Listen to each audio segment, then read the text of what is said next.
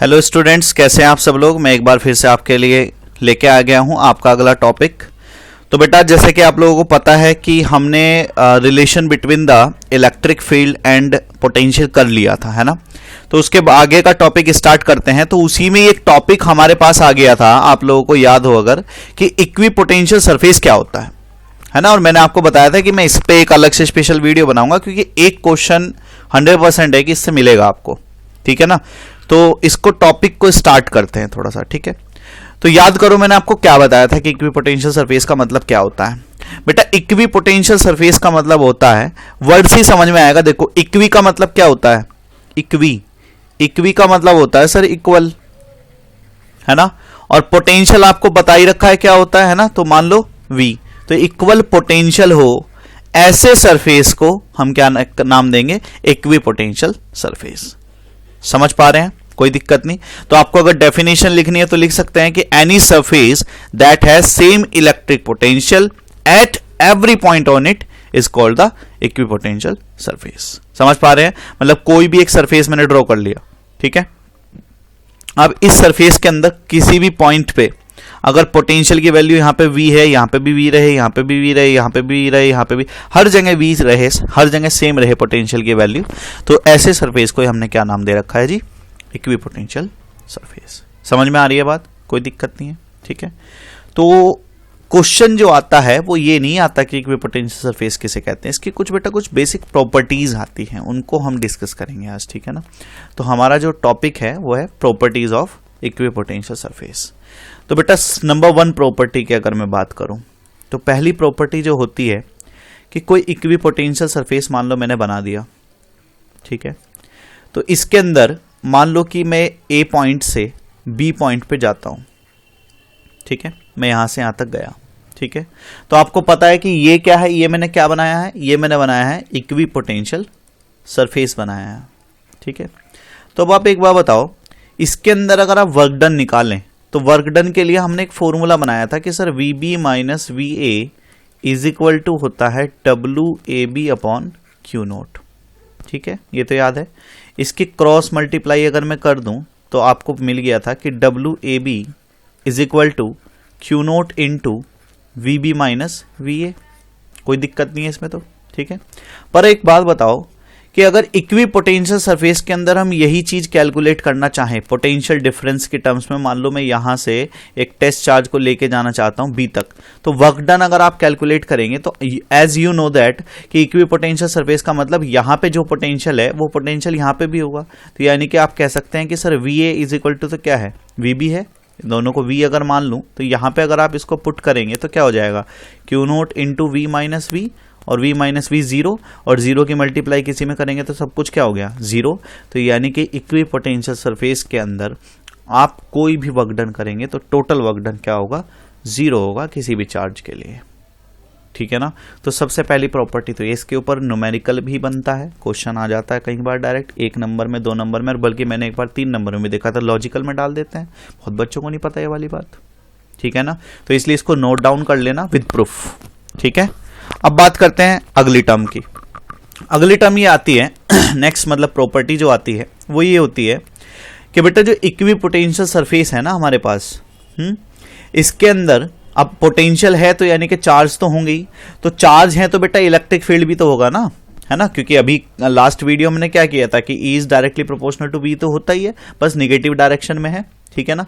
तो electric field है तो पोटेंशियल होगा, और पोटेंशियल मान लो मैंने बना दिया वो इक्विपोटेंशियल, है ना। तो मान लो कि ये जो सरफेस बनाया दैट इज इक्विपोटेंशियल सरफेस। समझ पा रहे हैं, अगर मैंने ये सरफेस जो बनाया है ये भी इस फिर से क्या बनाया, इक्विपोटेंशियल सरफेस ही बनाया है। तो आप एक बात बताओ, इसके अंदर इलेक्ट्रिक फील्ड लाइंस अगर ड्रॉ करनी हो तो कैसे करूं। एक बच्चा बोलता है कि सर पॉजिटिव चार्ज हैं तो आउटवर्ड कर दो जी, और निगेटिव चार्ज हैं तो सर इस तरह से इनवर्ड कर दो, है ना। नहीं, ऐसे नहीं होगा बेटा। हमेशा इक्विपोटेंशियल सरफेस जो होगा उसके अंदर अगर आप इलेक्ट्रिक फील्ड लाइंस ड्रॉ करेंगे तो always it will be normal to the plane. समझ पा रहे हैं, आउटवर्ड बनानी है तो ऐसे, और इनवर्ड अगर बनानी होगी तो तीर हम ऐसे लगा देंगे।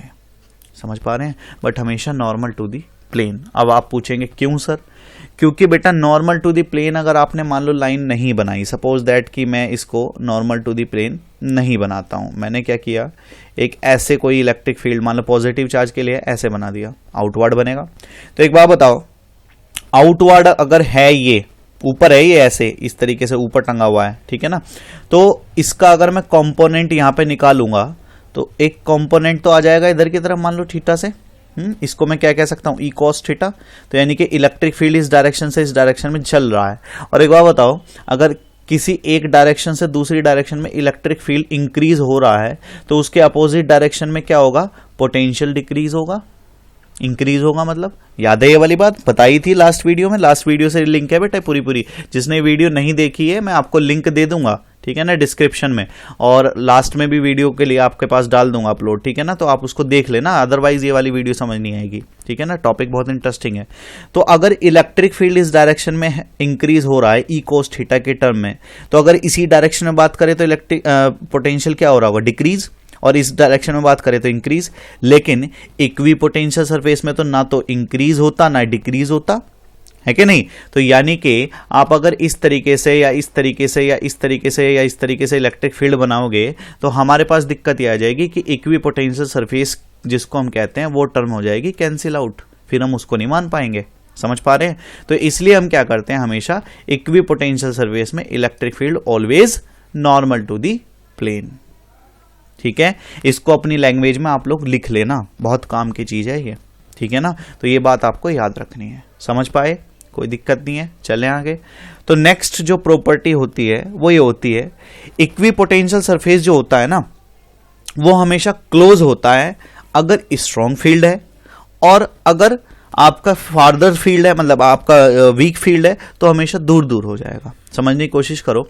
मान लो मैंने कहा कि मेरे पास एक ही सरफेस है, ठीक है, और इस सरफेस के अंदर इलेक्ट्रिक फील्ड बहुत ज्यादा है, इंक्रीज कर दिया, ठीक है, मैंने इसके अंदर इलेक्ट्रिक फील्ड की वैल्यू को क्या कर दिया, इंक्रीज कर दिया, ठीक है। तो एक बात सोचो, मैं जानता हूं कि sir E is equal to होता है माइनस के dV अपॉन dr, ये प्रूफ कर चुके हैं, ठीक है। अगर मैं इसको इधर ले जाऊं और इसको इधर ले आऊं तो क्या होगा, dr इज इक्वल टू हो जाएगा माइनस का dV अपॉन E, कोई दिक्कत नहीं है इसमें, ठीक है। अब एक बार बताओ, अगर इलेक्ट्रिक पोटेंशियल हमेशा सेम है, इक्वी पोटेंशियल सरफेस ही मैंने ड्रॉ किया है, ये भी है ना, इक्वी पोटेंशियल सरफेस अगर मैंने ड्रॉ किया है तो इसके अंदर तो पोटेंशियल तो हर जगह सेम है ना। अगर पोटेंशियल की वैल्यू चेंज नहीं होती तो मैं कह सकता हूं कि dr should be directly proportional to 1 upon E, है कि नहीं। अरे एक कांस्टेंट टर्म आ गई ना, कांस्टेंट को हटाओगे तो प्रोपोर्शनल आ जाएगा, प्रोपोर्शनल को हटाते हैं तो कांस्टेंट आ जाता है ना। कांस्टेंट मतलब जो कभी चेंज नहीं होगा, फिक्स है, ठीक है। तो यानी कि अगर आपका इलेक्ट्रिक फील्ड बढ़ेगा तो डिस्टेंस क्या होगा, कम हो जाएगा, है कि नहीं। और अगर इलेक्ट्रिक फील्ड घटेगा तो डिस्टेंस क्या हो जाएगा, बढ़ जाएगा। तो यानी कि इक्वी पोटेंशियल सरफेस के अंदर अगर आप फील्ड लाइंस ड्रॉ करते हैं या इक्वी पोटेंशियल सरफेस ड्रॉ करना चाहते हैं, कैसे करेंगे वो आगे बताऊंगा, तो हमेशा क्या होगा, स्ट्रॉन्ग इलेक्ट्रिक फील्ड के लिए आपका डिस्टेंस कम करना पड़ेगा, और अगर वीक इलेक्ट्रिक फील्ड है तो डिस्टेंस बढ़ाना पड़ेगा। वेरी वेरी इंपॉर्टेंट पॉइंट, इसको आप लोग स्पेशली नोट कर लेना, क्योंकि इस नंबर 3 पॉइंट के ऊपर आपको इक्वी पोटेंशियल सरफेस ड्रॉ करना सीखना होगा। कॉन्सेप्ट यही रहेगा, इसी कॉन्सेप्ट से ड्रॉ करेंगे हम। समझ पाए, कोई प्रॉब्लम नहीं आई थिंक, ठीक है ना। तो यानी कि इक्वी पोटेंशियल सरफेस अगर आपको कहीं पे ड्रॉ करना है तो क्लोज होगा किसके अंदर, इलेक्ट्रिक फील्ड जहां पे स्ट्रांग होगा, है ना भाई। इलेक्ट्रिक फील्ड स्ट्रांग होगा तो डिस्टेंस कम हो जाएगा, डिस्टेंस कम होने का मतलब चीजें क्लोज हैं, पास हैं। और अगर इलेक्ट्रिक फील्ड कम है तो यानी कि पोटेंशियल भी कम है, और पोटेंशियल कम है तो डिस्टेंस दूर हो जाएगा, ठीक है ना। तो ये चीज आपको याद रखनी है। डन। तो नेक्स्ट प्रॉपर्टी की तरफ अगर बात करें तो नेक्स्ट प्रॉपर्टी बेटा आपकी आएगी नंबर 4, कि जो इक्वी पोटेंशियल सरफेस आपका होता है वो कभी भी एक दूसरे को बेटा इंटरसेक्ट नहीं करेगा। मान लो एक ये इक्वी पोटेंशियल सरफेस है, एक ये इक्वी पोटेंशियल सरफेस है, अगर मैं इसके ऊपर इसको लेके जाऊं तो कभी भी ऐसा नहीं होगा कि इसको इंटरसेक्ट कर दे, आपस में क्रॉस नहीं कर सकते कभी भी एक दूसरे को। बताओ क्यों नहीं कर सकते एक दूसरे को क्रॉस? इसलिए नहीं कर सकते क्योंकि अगर आपने इन दोनों को क्रॉस करा दिया, मान लो इस तरीके से एक इक्विपोटेंशियल सरफेस है और दूसरा यहाँ पे इक्विपोटेंशियल सरफेस है, तो इस पॉइंट पे आप पोटेंशियल की दो वैल्यू निकालेंगे। मान लो इस वाले के लिए इक्विपोटेंशियल सरफेस के लिए V1 ही थी सारी वैल्यू, इस वाले के लिए सारी वैल्यू क्या थी, V2 थी, है ना। तो यहां पे अगर आप बात करें, या इसके अंदर ये भी तो ओवरलैप हो रहा है, तो यहाँ कहीं पे V1 मिलेगा, कहीं पे V2 मिलेगा, लेकिन इक्विपोटेंशियल सरफेस तो कंबाइन करके बन गया ना ये। और इक्विपोटेंशियल सरफेस का मतलब है हर जगह V जो होना चाहिए था वो बराबर होना चाहिए था, ठीक है ना। तो अगर V1 is equal to V2 होता तो क्रॉस कर लेते, इंटरसेक्ट कर लेते, कोई प्रॉब्लम नहीं थी। लेकिन अगर V1 और V2 अलग अलग हैं, दो इक्विपोटेंशियल सरफेस है बट डिफरेंट वैल्यूज, तो वे कभी भी आपस में एक दूसरे को इंटरसेक्ट नहीं करेंगे। समझ पा रहे हैं? इसको आपको याद रखना है, अपनी लैंग्वेज में लिख लेना शॉर्टकट, शॉर्ट नोट्स में, ठीक है ना। और डायग्राम्स इस तरह से बना देना, मैंने तो थोड़ा रफली बनाया, ठीक है ना। मैं इनको स्पेशली अब आप पूछ सकते हैं कि सर लिखवा क्यों नहीं रहे हो बेटा, क्योंकि ये डायग्राम से और जो है इनके न्यूमरिक वैल्यू से, या कहते हैं इनको डेरिवेशन से याद रखना ज़्यादा आसान होता है। लैंग्वेज में लिख के याद नहीं रख पाएंगे, पर पेपर में लैंग्वेज लिखनी पड़ेगी, ठीक है ना। तो नेक्स्ट की बात करते हैं हम, 4 ही प्रॉपर्टी थी। नेक्स्ट आता है आपका इसी के अंदर पॉइंट कि equipotential surfaces of various charge system. आपसे क्वेश्चन पूछता है कि सर मान लो आपके पास एक पॉजिटिव चार्ज है और आपको उसका इक्विपोटेंशियल सरफेस ड्रॉ करना है, ठीक है। इक्विपोटेंशियल सरफेस कब ड्रॉ करेंगे, किस स्थिति में ड्रॉ करेंगे, जब हर जगह पोटेंशियल सेम होगा। तो मान लो आपको एक चार्ज सिस्टम दे दिया, है ना, एक चार्ज सिस्टम दे दिया, वो भी क्या है, सिर्फ पॉजिटिव चार्ज है उसके अंदर। आपको बोले कि इक्विपोटेंशियल सरफेस ड्रॉ करो, तो बेटा एक समस्या बन के आ गई, कैसे ड्रॉ करें यार। इलेक्ट्रिक फील्ड लाइंस तो हमें पता है, इलेक्ट्रिक फील्ड ड्रॉ कर सकते हैं, है ना। आपको बताया था मैंने लास्ट टू लास्ट वीडियो में कि इलेक्ट्रिक फील्ड लाइंस होती हैं तो उनसे इलेक्ट्रिक फील्ड ड्रॉ हो जाएगा, लेकिन इक्विपोटेंशियल सरफेस के बारे में तो पता नहीं। तो बेटा जिस तरह से इलेक्ट्रिक फील्ड लाइंस ड्रॉ करने के लिए हम क्या करते हैं, एक सिंपल लाइन कर्व्स बनाते हैं, तो इसी तरह से इक्विपोटेंशियल सरफेस को ड्रॉ करने के लिए याद रखना डॉटेड सर्कुलर कर्व्स बनाए जाते हैं। जरूरी नहीं है सर्कुलर ही हो, ठीक है, लेकिन कंडीशन यही रहती है कि हम उनको क्या करेंगे, जो है सरफेस जो ऐसे बनाएंगे डैश कर्व में बनाएंगे, ठीक है ना। तो मान लो फर्स्ट केस आपको दिया कि पॉजिटिव चार्ज का बनाओ, तो कुछ नहीं करना, आपको सिंपल इस तरीके से ड्रॉ कर देना है। पॉजिटिव चार्ज है भाई, अगर इलेक्ट्रिक फील्ड लाइंस की बात करें तो आउटवर्ड देखो ये रेड वाली निकल जाएंगी ऐसे, है ना। लेकिन अगर पोटेंशियल सरफेस की बात करें तो आप क्या करेंगे, सिंपल डैश कर्व बना देंगे। ये थोड़ा आपको सीन नहीं हो रहे होंगे, लेकिन इनके बीच में जगह छोड़ी है मैंने, डॉट कर्व है, ठीक है ना। दूसरी बात, इक्विपोटेंशियल सरफेस में जो आप कर्व बनाएंगे उनके बीच में जो डिस्टेंस होगा, मतलब कि ये वाला डिस्टेंस, ये वाला डिस्टेंस, ये वाला डिस्टेंस, ये वाला डिस्टेंस, ये हमेशा इक्वल आपको रखना है। क्यों रखना है, क्योंकि बेटा डिस्टेंस सेम रहेगा तभी तो हर पॉइंट पे पोटेंशियल की वैल्यू सेम आएगी ना, ठीक है ना। अरे सेम डिस्टेंस होगा तभी तो पोटेंशियल सेम होगा, ठीक है ना। तो डिस्टेंस सेम आपको रखना है। सिमिलरली अगर निगेटिव की बात करें तो उसमें भी सेम ही बनेगा, क्योंकि अगर इलेक्ट्रिक फील्ड लाइंस की बात करते हैं तो अंदर की तरफ बना देते हैं हम, है ना। लेकिन पोटेंशियल में तो वो होता नहीं ना, क्या नहीं होता, डायरेक्शन। तो जब डायरेक्शन ही नहीं होता, सेम ऐसी सर्कल बना दो बस, और क्या है, ठीक है ना। तो ड्रॉ करने के लिए पेपर में आ जाता है, इसको वीडियो को पॉज करके ड्रॉ कर लेना, ठीक है ना। दूसरा आपको पूछ सकता है कि बताओ नंबर 2 कि अगर एक पॉजिटिव चार्ज है मेरे पास और एक निगेटिव चार्ज है और दोनों को एक छोटे से डिस्टेंस, स्मॉल डिस्टेंस r पे रख दिया जाए, तो बताओ इलेक्ट्रिक पोटेंशियल सरफेस कैसे बनाएंगे, वो भी इक्विपोटेंशियल वाला, है ना। तो अभी मैंने आपको एक लास्ट में प्रॉपर्टी बताई थी नंबर 3 कि अगर इलेक्ट्रिक फील्ड की अगर हम बात करें तो अगर स्ट्रॉन्ग होगा इलेक्ट्रिक फील्ड तो डिस्टेंस कम होगा, और अगर इलेक्ट्रिक फील्ड वीक होगा तो डिस्टेंस ज़्यादा हो जाएगा। इसी कंसेप्ट को लगाते हैं। तो कुछ नहीं करना, कुछ इस तरीके से डायग्राम बना देना है। जहां पे इलेक्ट्रिक फील्ड स्ट्रॉन्ग हो गया, बीच में स्ट्रॉन्ग होगा, जाहिर सी बात है एक पॉजिटिव एक निगेटिव है, दोनों एक दूसरे को अट्रैक्ट करते हैं। अट्रैक्ट करेंगे तो जाहिर सी बात है इलेक्ट्रिक फील्ड बढ़ेगा, तो वहां पे क्या करूंगा, डिस्टेंस कम कर दूंगा। इलेक्ट्रिक फील्ड बढ़ेगा तो डिस्टेंस कम कर दूंगा। तो देखो इनके बीच में मैंने डिस्टेंस थोड़ा सा कम कर रखा है एज कंपेयर टू दीज, है ना। इनके बीच में डिस्टेंस ज्यादा है, ठीक है ना। सेम इधर कर दिया मैंने, समझ पा रहे हैं। तो कुछ नहीं करना, बहुत आसान है। और इलेक्ट्रिक फील्ड लाइंस तो ड्रॉ करना आपको आता ही है, वो तो आप सीख ही चुके हैं। पॉजिटिव के लिए आउटवर्ड होती है, निगेटिव के लिए इनवर्ड होती है, ठीक है। कोई दिक्कत नहीं है। तो आपको कुछ नहीं करना, जहाँ पे इलेक्ट्रिक फील्ड स्ट्रॉन्ग होगा वहाँ पे क्लोज फील्ड बना देना है। तो यहाँ पे मैंने क्लोज कर दिया क्योंकि मुझे पता है कि यहीं पे डिस्टेंस कम होगा।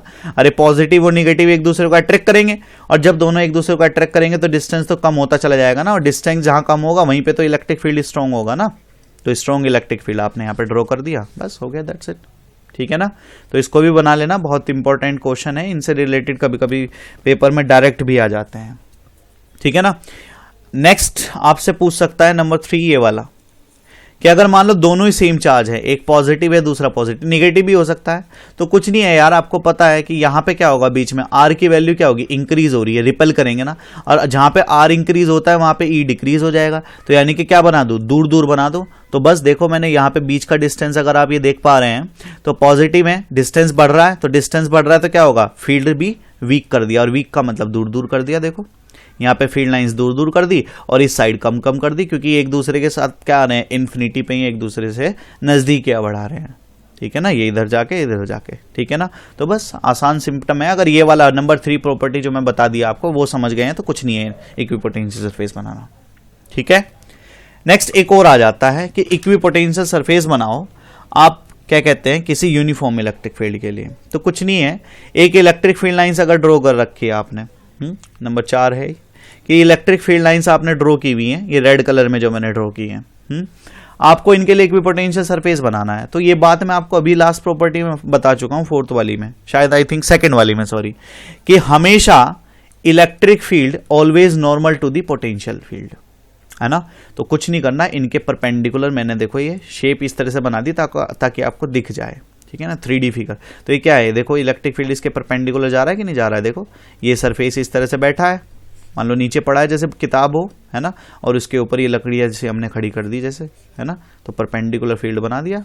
क्यों बना दिया ये मैं आपको बता ही चुका था, electric field always normal to the plane of equipotential surface. ठीक है ना। तो इक्विपोटेंशियल सरफेस क्या कर दो, इसके नॉर्मल टू द प्लेन बना दो, दैट्स इट। समझ में आया। तो आई थिंक इससे ज्यादा क्वेश्चन इसमें नहीं आते। एक क्वेश्चन और आ सकता है कि what is the importance of the equipotential surface. तो बेटा वो तो प्रॉपर्टी से ही आप समझ गए होंगे। 2 इससे बेनिफिट हुए।